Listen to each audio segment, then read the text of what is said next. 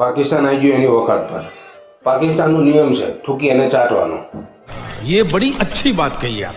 Finally આજે મોહસિન નકવીએ confirm કરી નાખ્યું છે કે ભારત અમે 15 ફેબ્રુઆરીએ મેચ રમશે પાકિસ્તાન। આપણે તો પહેલા જ કહેતા હતા કે પાકિસ્તાનની ઓકાત નથી ભારત સામેની મેચ બાયકોટ કરવાની, ભલે ગમે એમ ઉલટતા હોય પણ છેલ્લે એમને મેચ રમવી પડશે અને રમવી પડશે। અને એ જ ઓકાત પર આજે આવી ગયું છે પાકિસ્તાન, અને પાકિસ્તાન મેચ રમવા ભારત સામે તૈયાર થઈ ગયું છે। મોહસિન નકવીનું કહેવું છે કે અમે તો બાંગ્લાદેશના કારણે બાયકોટ કરતા હતા, અને બાંગ્લાદેશ તો આખો વર્લ્ડ કપ છોડી મળ્યો। તમે તો એક મેચ છોડવાની વાત કરતા હતા, તમે ખાલી બાંગ્લાદેશને ભ્રમમાં રાખી દીધું કે અમે તમારી સાથે છીએ, સાથે આમ તો લડો એમ કરીને તમે બાંગ્લાદેશને બહાર કરાવ્યો।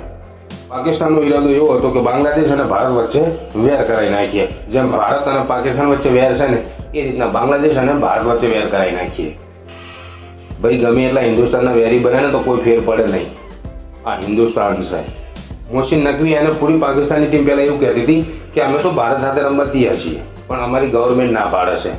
આ ગવર્મેન્ટને પૂછો તમ ના જો ડાયરેક્ટ હા પાડી દીધી, હા અમે 15 ફેબ્રુઆરી મેચ રમી લેશું।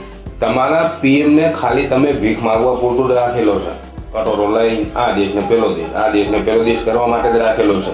એનું કોઈ દાડું સાંભળ્યું છે? અને એનું સાંભળ્યું જ ને તમે તો 15 ફેબ્રુઆરી મેચ તમે બાયકોટ કરો અને એના પર કાયમ રહો, પણ ના, તમારી ઓકાત જ નથી। તમારે તો ઠોકી અને ચાટવાનું પહેલાંથી જ તમારો નિયમ છે। આપણામાં તેવણ હોય ને એટલી જ વાત કરીએ કે આપણે આટલા સુધી પહોંચી આપશું, એટલી જ વાત કરીએ, વધુ વાત ના કરીએ, પછી ગામમાં બદનામ થવાનું થાય। તમે તો પૂરા વર્લ્ડમાં બદનામ થઈ ગયા પાકિસ્તાનીઓ। પ્રેસ કોન્ફરન્સમાં સૂર્યકુમાર યાદવને કોઈ જર્નલિસ્ટે પૂછ્યું કે પાકિસ્તાન સામેની મેચનું તમારું શું કહેવાનું થાય છે? સૂર્ય કીધું કે અમારી તો ટિકિટ કમ્પ્લીટ થઈ ગયેલી છે, એમને આવવું હોય તો આવે, ના આવવું હોય તો કોઈ નહીં, અમે તો શ્રીલંકા જવાના છીએ। પાકિસ્તાન બાયકોટ કરવાની આવ્યું હતું, ટીમ અનાઉન્સ કરી અને પછી પાછળથી કહે છે કે અમે બાયકોટ કરીએ છીએ। પછી શ્રીલંકા ટીમ મેળ દીધી, શ્રીલંકાની એમની ટીમ પહોંચી ગઈ એટલે કે અમે તો ખાલી ભારતવાળી મેચ જ બાયકોટ કરીએ છીએ। મરો ચાન્સ દે, તમારાથી શેચો પાપડ ભગાય એમ નથી અને વાતો કરો છો મોટી મોટી। બાંગ્લાદેશે જે વાત કરી હતી એના ઉપર કાયમ રહ્યું, એના કારણે આઈસીસીએ બાંગ્લાદેશ ઉપર કોઈ જુર્માનો લગાવ્યો નથી। એને 2028 અને 2031નો કોર્સ બનાવવામાં આઈસીસી રાજી થઈ ગયું છે, અને ઘસાડા વેચવાવાળા શું સમજતા હશે?